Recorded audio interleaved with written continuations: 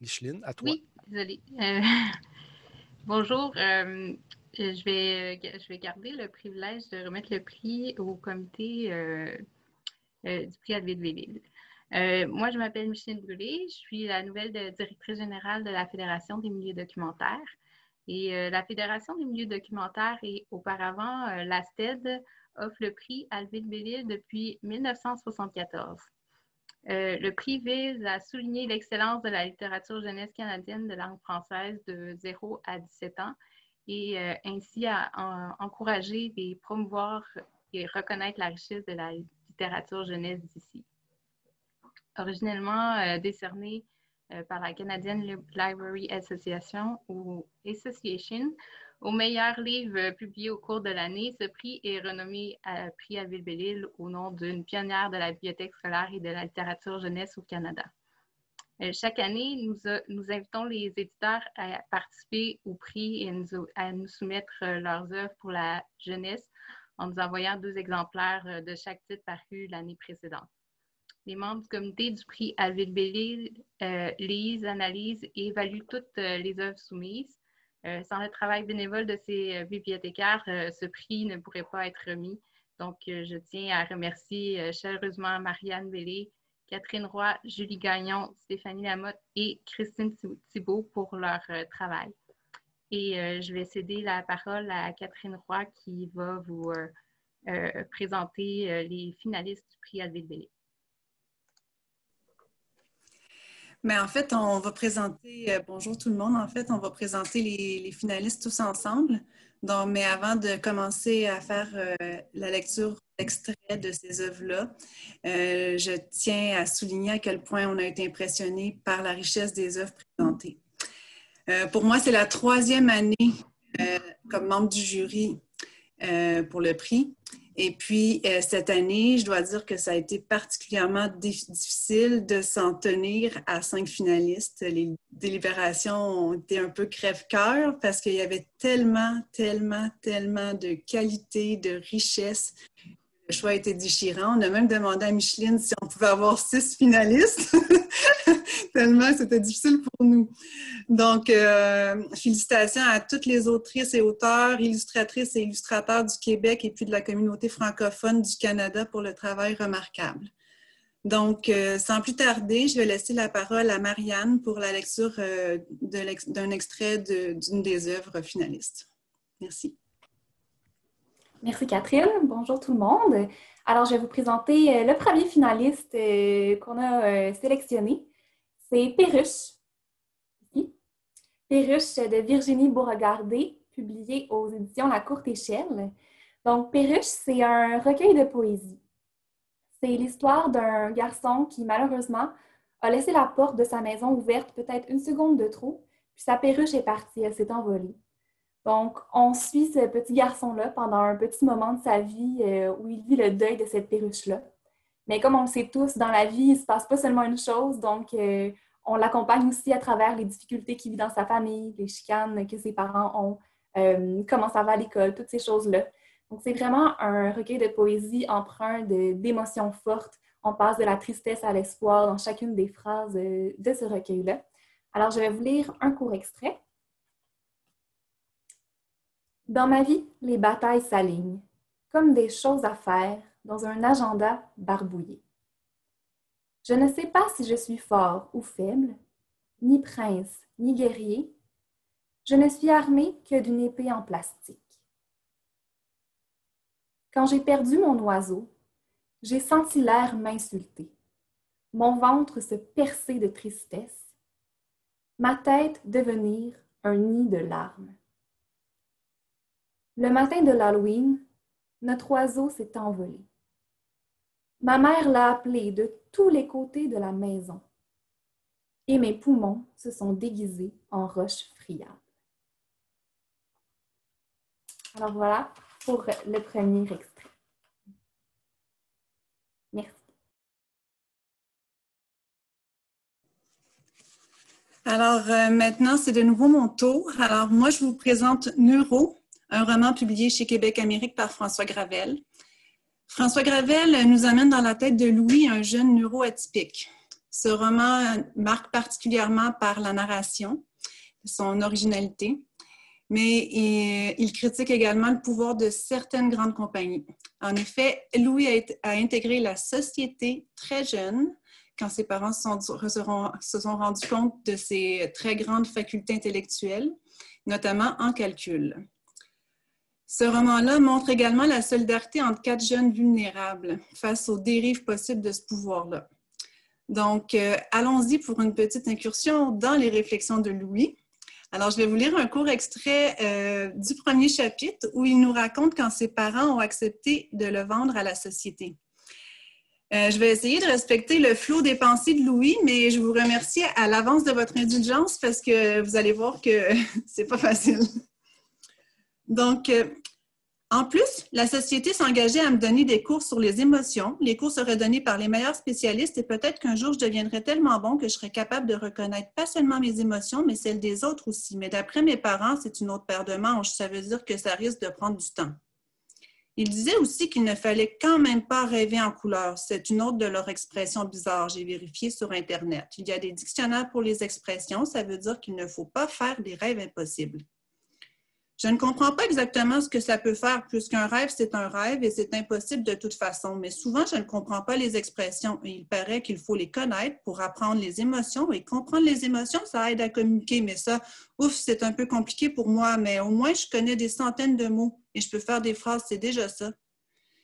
Ils savaient de quoi ils parlaient, mes parents, parce qu'ils avaient la même particularité que moi quand ils étaient petits. Maintenant, ils sont un peu guéris, mais pas complètement. Personne n'est jamais totalement guéri, mais certaines personnes sont meilleures que d'autres pour comprendre les émotions. C'est comme pour le sport, c'est comme pour tout. Chacun son domaine.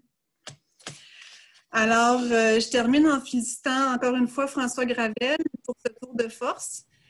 Et puis, j'espère avoir piqué votre curiosité. Maintenant, je cède la parole à Julie pour le 3e extrait. Oui. Alors moi, maintenant, c'est à mon tour de vous présenter notre 3e finaliste, c'est Enterrer la lune d'André Poulain et de Zonali Zora, publié à la courte échelle. Donc, c'est vraiment un récit poétique en vers libre qui nous plonge dans la réalité d'une petite fille indienne du nom de Latika, qui désire enterrer la lune afin d'aider les femmes de son village. Puis, le texte est vraiment appuyé par de magnifiques illustrations. Le texte aborde avec émotion et douceur un problème de santé publique important, mais pourtant méconnu. Donc, pour vous mettre en appétit, je vais vous lire un passage tiré du premier chapitre et un autre du 2e. Enterrer la lune. Au champ de la honte. Du haut du ciel étoilé, la lune dodue et dorée observe une petite fille fâchée. Tête levée, sourcils froncés. Latika fait une furieuse grimace à la face de la lune. Chaque soir, Latika souhaite être entourée de noir. Un noir caverneux et profond, un noir total.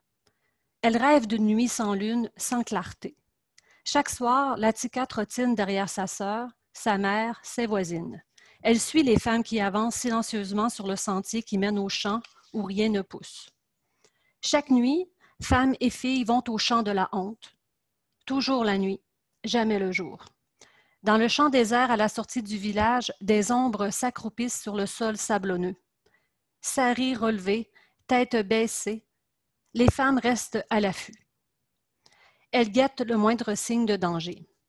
Accroupies, en silence, sans se regarder, sans regarder la lune, femmes et filles font ce qu'elles ont à faire. Latika déteste être obligée de chuchoter alors que ce qu'elle veut, c'est crier.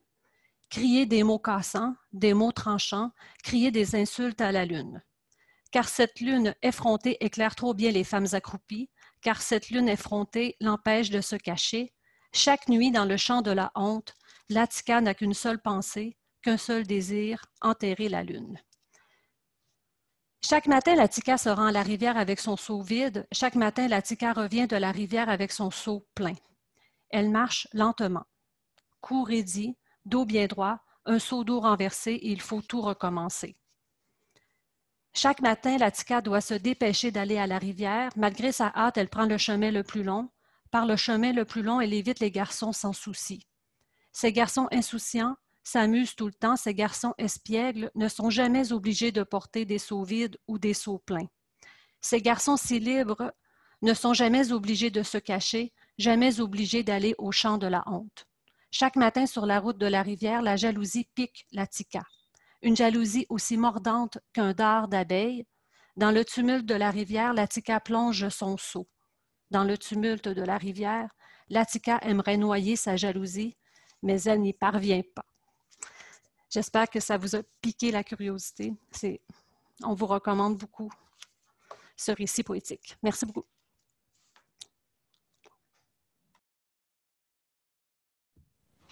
Alors moi, je vais enchaîner avec Lac des Lards par François Blais et Iris dans la collection noire à la courte échelle. Je viens de montrer comme ça. Le jury a apprécié ce roman à l'ambiance mystérieuse. On y reconnaît le style incisif et drôle de François Blais. Les illustrations feutrées d'Iris rendent l'atmosphère inquiétante du récit. L'histoire est racontée à deux voix. L'une d'elles est celle décalée de Rosemary, qui raconte dans son journal daté de juin 1989 son quotidien retiré du monde. Alors, je vais vous lire un extrait. Je vous montre quand même la page qui est juste à côté, l'illustration. Alors, on est en train de se baigner dans le lac Allégar. J'ai demandé à Marianne, « Tu penses que c'est creux comment? » Elle a dit, « Je sais pas, mais en tout cas, je touche pas au fond. » Et je lui ai demandé si elle pensait comme moi qu'il n'y avait pas de fond, qu'on nageait au-dessus de rien et que quelque chose très loin dans les profondeurs nous regardait nager et pourrait nous faire du mal, ou pire. C'est une idée qui m'est venue comme ça. Marianne a ri et a dit que j'avais beaucoup trop d'imagination.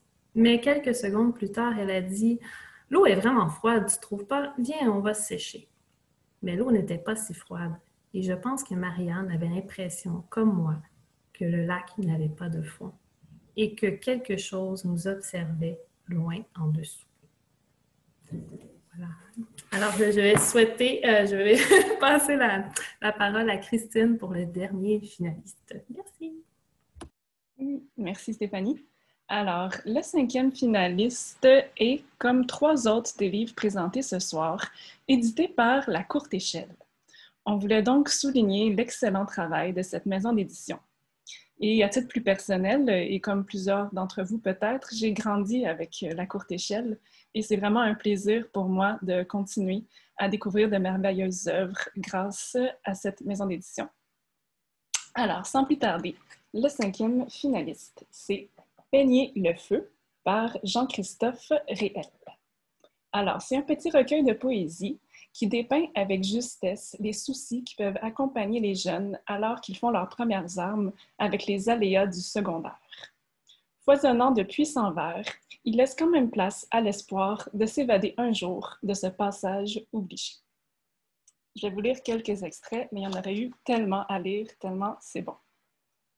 Alors, les blocs appartements sont tous de la même couleur.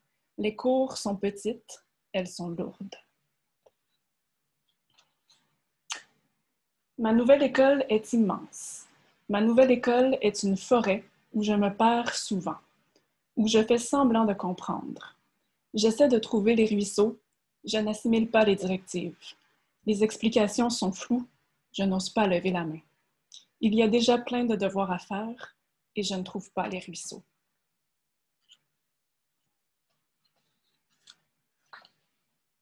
Est-ce que c'est possible, dormir sans cadran, sans déjeuner, sans se déplacer tout le temps se déplacer d'une chaise à l'autre, sortir une feuille mobile, sortir une autre feuille mobile. Ça n'a pas de sens. Et oui, on se souvient de ça. Ça n'a pas de sens toujours, le secondaire. Parce que chaque élève qui débute le secondaire devrait avoir la chance de lire ce livre, le jury a décidé d'accorder le prix Alvin Bellil 2020 à Peigner le feu. Alors, toutes nos félicitations à Jean-Christophe Réel et vous pouvez l'applaudir. Bravo. Malheureusement, je crois que l'auteur ne pouvait pas être présent ce soir, donc je pense qu'il nous a fait un petit vidéo.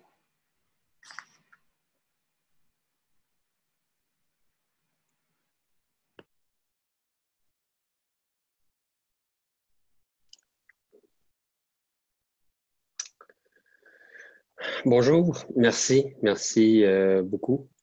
J'aimerais tout d'abord remercier et saluer les autres finalistes de ce prix. André Poulain, Sonia Zora, François Blais, Iris, François Gravel et Virginie Beauregard-D.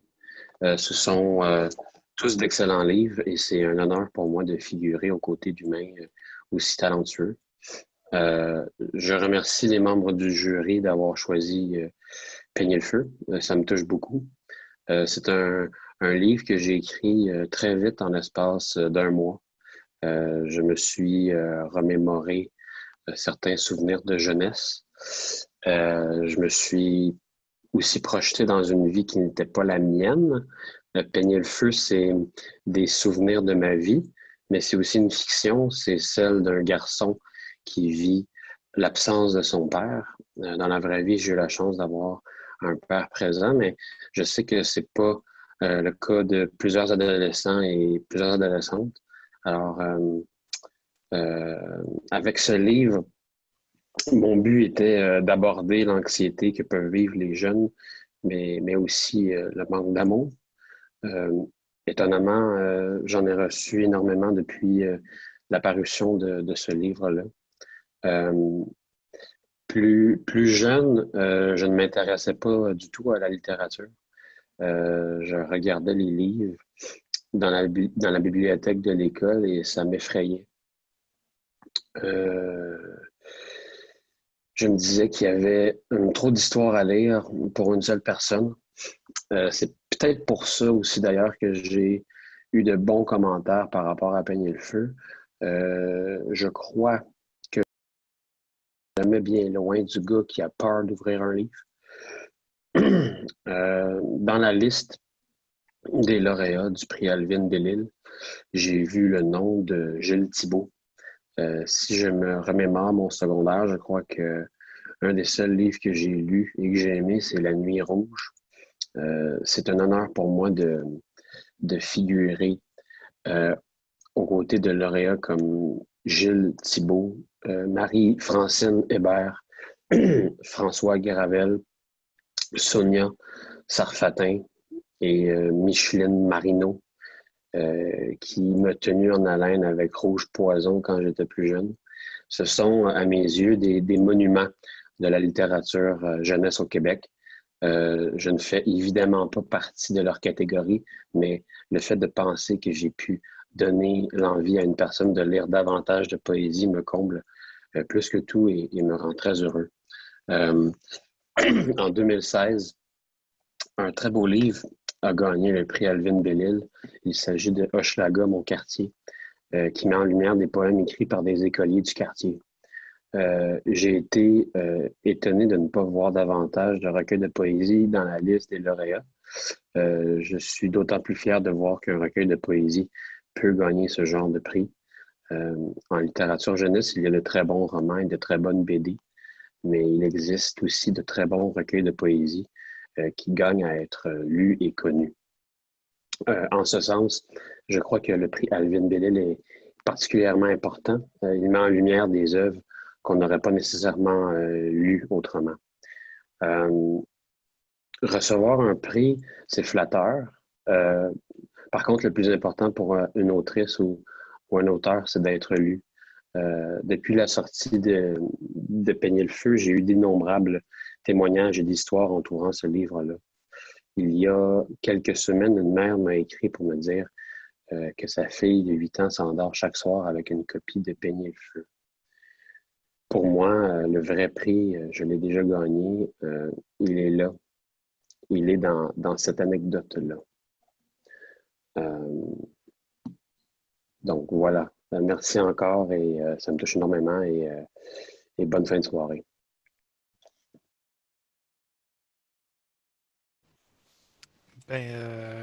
Félicitations à Jean-Christophe Réel pour son prix, finalement, Peigner le feu. Toutes nos félicitations pour avoir gagné le prix Alvin Bellil.